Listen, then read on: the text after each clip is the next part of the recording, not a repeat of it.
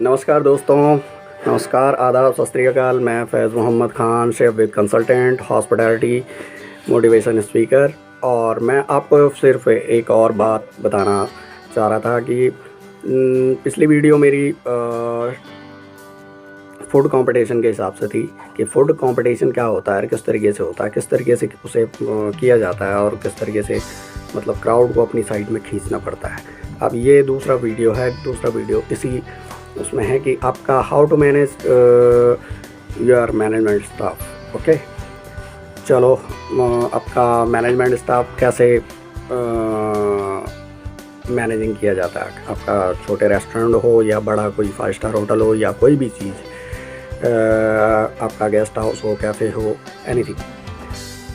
तो आपका management staff, सबसे पहले मेन चीज़, कोई भी अगर तो आप गाड़ी चलाते हो या कुछ भी चीज़ें जैसे इस्तेमाल करते हो, मशीन इस्तेमाल करते हो, गाड़ी इस्तेमाल करते हो या कोई भी चीज़ है, उसकी मेंटेनेंस होना ज़रूरी है।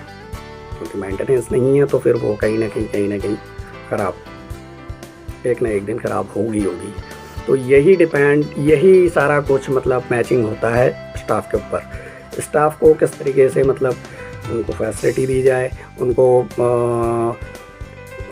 क्या क्या फैसिलिटी दी जाए, किस तरीके से फैसिलिटी दी जाए और किस तरीके से उनको मैनेज किया जाए।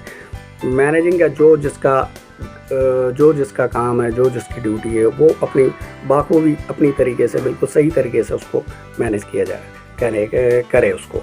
जैसे कि आपका मैनेजर है, मैनेजर मैनेजिंग का हिसाब करे कि उसको अपना सर्विस का स्टाफ या किस तरीके से उसे मैनेज करना है, उसे बाहर से पार्टियाँ वगैरह किस तरीके से लेके आनी है, उसे सेल किस तरीके से बढ़ानी है उसको।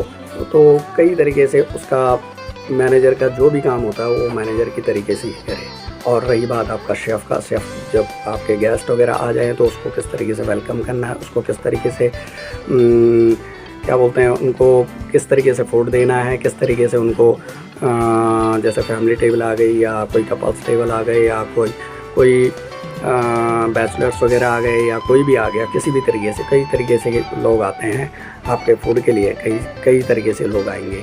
तो आपको किस तरीके से उनको मैनेज करना है तो वो डिपेंड करता है आपका। सबसे पहले आपका अगर जो इंटरेक्शंस वगैरह जो शेफ़ को और आपके मैनेजमेंट टीम को, जो मैनेजर्स वगैरह हैं, सर्विस का स्टाफ वगैरह, उनको किस तरीके से सही तरीके से अगर इंटरेक्शन दी हुई रहेंगी तो ज़रूर आपका आगे के लिए कुछ ना कुछ फोकस कोई फूड पे डालेगा आपका, या तो फिर कोई ना कोई आपकी सर्विस पे डालेगा फोकस, या तो आपका कहीं ना कहीं ध्यान ज़रूर जाता है इंसान का।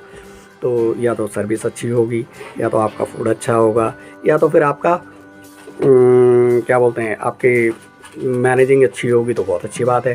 तो कुछ ना कुछ प्लेटिंग वगैरह या कहीं ना कहीं से आकर्षित होता है बंदा।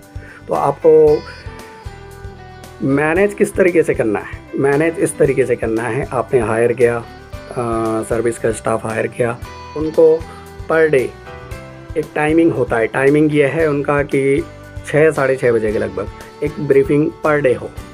पर डे उनको एक ब्रीफिंग दी जाए, इंस्ट्रक्शंस दी जाए कि हाँ भाई किस तरीके से क्या कैसा है, किस तरीके से कौन से टेबल पे क्या है, कौन से टेबल पे किस तरीके से क्या करना है, क्या काम करना है, और आपका क्या क्या काम है आज, और आपको किस तरीके से, जैसे शेफ़ से पूछें कि आप टुडे फेमस डिश में क्या लगा रहे हैं, मतलब टुडे स्पेशल डिश क्या है। तो शेफ़ से भी वो डिस्कस किया जाता है और हर चीज़ में उसमें जो आपकी डिशेस वगैरह उसको किस तरीके से उसको बताया जाए, प्रेजेंट किया जाए, खास करके कस्टमर के सामने किस तरीके से उसको प्रेजेंट किया जाए। ठीक है। और आप कई चीज़ें ऐसे हैं ऑप्लेक्स में, गेस्ट भी आते हैं और कुछ मतलब उनको समझ में नहीं आता है या कुछ कि किस तरीके से क्या ऑर्डर दिया जाए, तो आप उनको बता सकते हैं सर हमारे यहाँ ये अच्छा है, इस चीज़ के आप थोड़ी सी वो करें, ऑर्डरिंग करें, सर हमारे यहाँ ये बहुत अच्छा बनता है, इस तरीके से आप ये ऑर्डरिंग करें।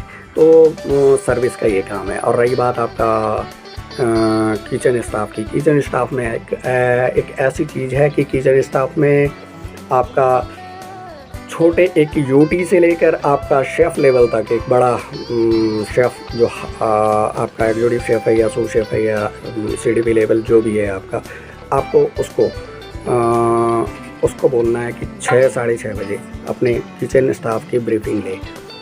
रेस्टोरेंट के जो सर्विस स्टाफ है उनका अलग वो अपने आप ब्रीफिंग लेंगे और आपका जो किचन का स्टाफ है वो शेफ़ ब्रीफिंग लेगा, ठीक है। तो आप उनको हर दिन एक इंस्ट्रक्शंस वगैरह नई इंस्ट्रक्शंस वगैरह दें, किस तरीके से क्या अपने फूड में ध्यान दें।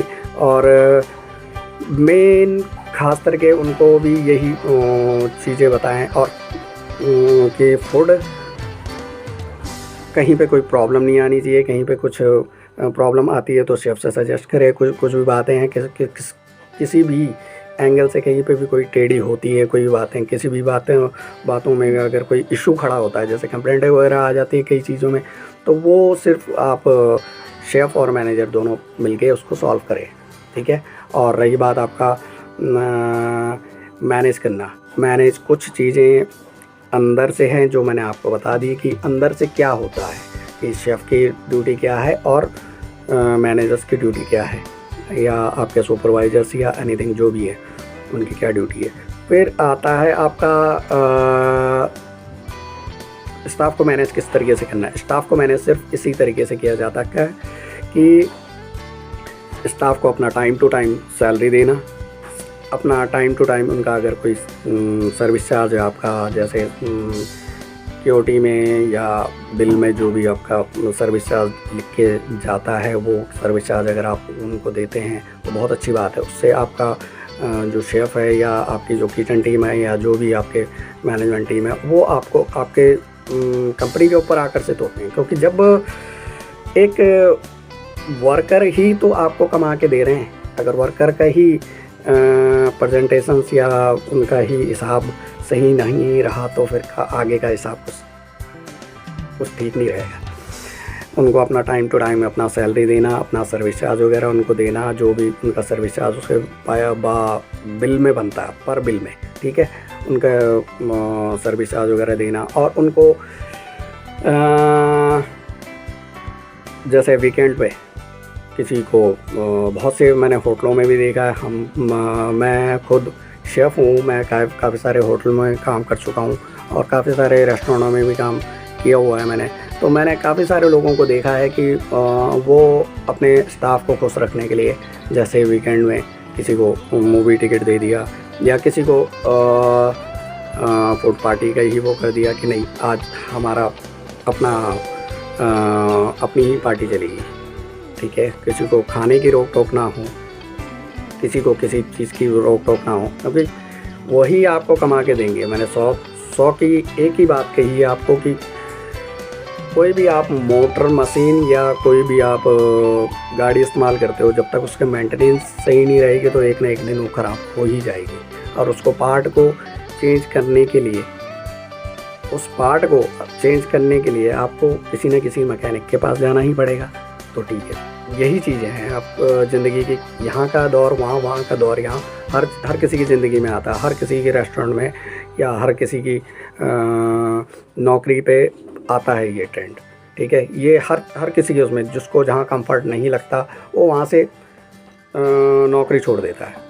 ख़ास करके अपना मैनेजमेंट स्टाफ का यही वो है कि हर चीज़ें, कोई बिगड़ते हालात भी देखता है, कोई सुधरते चीज़ों को भी देखता है।